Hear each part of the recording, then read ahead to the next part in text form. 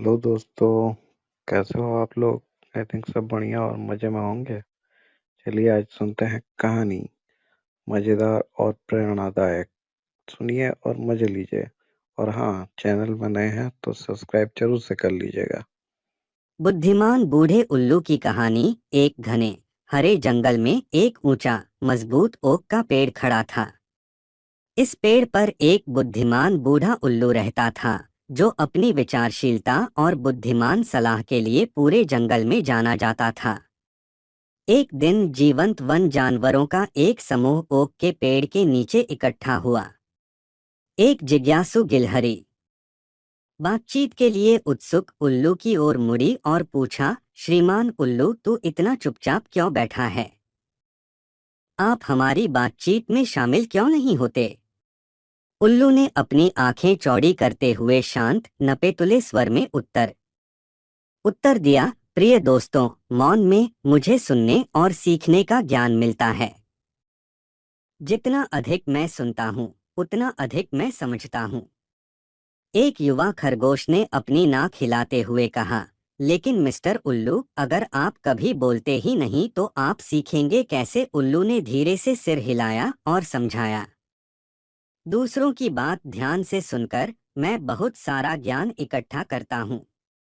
कम बोलने से मुझे जो कुछ मैंने सुना है उस पर सोचने और विचार करने में मदद मिलती है। एक बातूनी मैगपाई ने अपने पंख फड़फड़ाते हुए कहा, लेकिन क्या आप हर समय बस सुनते हुए कभी बोर नहीं होते? बुद्धिमान बूढ़े उल्लू ने उसकी ओर दयालु दृष्टि से देखा और कहा, बिल्कुल नहीं मेरे दोस्त, जंगल में हर आवाज के पास एक कहानी या सबक है जो मेरी समझ को समृद्ध करता है। धैर्य और शांति मुझे उनकी सराहना करने का मौका देती है। उल्लू की बातों पर विचार करते हुए जानवर चुप हो गए। गिलहरी ने अब विचार करते हुए कहा, मुझे आपकी बात समझ में आ गई मिस्टर उल्लू, शायद हम सभी को अधिक सुनने और कम बोलने का प्रयास करना चाहिए। बुद्धिमान बूढ़ा उल्लू मुस्कुराया और अपनी आंखें फिर से बंद कर लीं, संतुष्ट होकर कि उसका संदेश सुन लिया गया है। अधिक सुनने और कम बोलने से अधिक ज्ञान और समझ प्राप्त हो सकती है। यह कथा चौकस और विचारशील होने के महत्व पर प्रकाश डालती है। यह सुझाव देती है कि ज्ञान अक्सर बोलने के बजाय सावधानीपूर्वक सुनने और विचार करने से आता है। यह धैर्य, सावधानी और हमारे आसपास की दुनिया से सीखने की इच्छा का मूल्य सिखाता है। कहानी अच्छी लगी तो लाइक, शेयर और सब्सक्राइब जरूर से कर लीजिए ताकि कहानी सुनने मिले सबसे पहले आप लोगों को। मेरे दोस्तों जो नहीं किए हैं अब तक सब्सक्राइब, वो भी कर लीजिए। उल्लू और टिड्डा की कहानी। एक पुराने ओक के पेड़ की छाया में मिस्टर उल्लू एक शाखा पर बैठे, आंखें आधी बंद करके दिन के दौरान थोड़ा आराम करने की कोशिश कर रहे थे। उसके नीचे लंबी हरी घास में मिस्टर ग्रास हॉपर एक मधुर धुन गाते हुए इधर-उधर कूद रहे थे। अरे मिस्टर उल्लू, मिस्टर ग्रास हॉपर चहकते हुए बोले, आप इतने उदास और चुप क्यों हैं? तुम नीचे आकर मेरे साथ नृत्य क्यों नहीं करते? मिस्टर उल्लू ने धीरे धीरे अपनी बड़ी बड़ी गोल आंखें खोलते हुए उत्तर दिया, मैं पूरी रात जागकर देखता और शिकार करता हूँ। दिन का समय वह होता है जब मैं आराम करता हूँ। लेकिन मिस्टर ग्रास हॉपर ने एक न सुनी। वह लगातार ऊंचे स्वर में गाता रहा। उसकी धुन चिढ़ाने वाली और चंचल थी। जागो जागो मिस्टर उल्लू, सूरज को देखो, हवा को महसूस करो। श्री उल्लू उत्तेजित हो गए।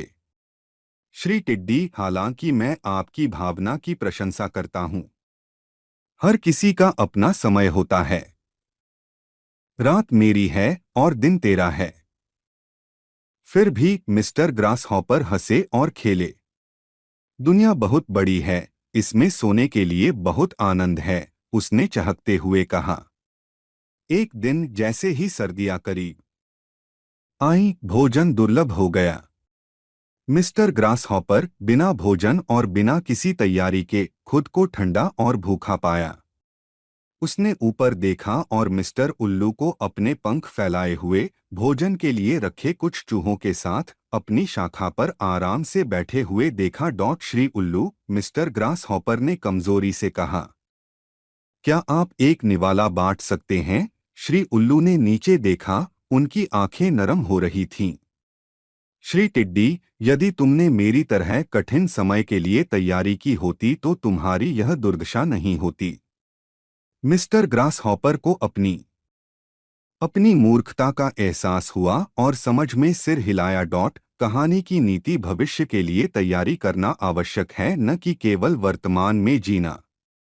कहानी अच्छी लगी तो लाइक, शेयर और सब्सक्राइब जरूर से कर लीजिए हमारे प्यारे दोस्तों। आप सभी को हमारा प्रणाम। इतना आदर और प्रेम देने के लिए आप भी हमारे कहानी दीपांकर परिवार का हिस्सा है, तो हमारे साथ हमेशा जुड़े रहिए। और जो परिवार वाले अब तक सब्सक्राइब नहीं किए हैं वो लोग करके हमारे कहानी दीपांकर परिवार में जुड़ जाइए और अपने दोस्तों को भी जोड़ने के लिए शेयर कर दे। वीडियो जल्द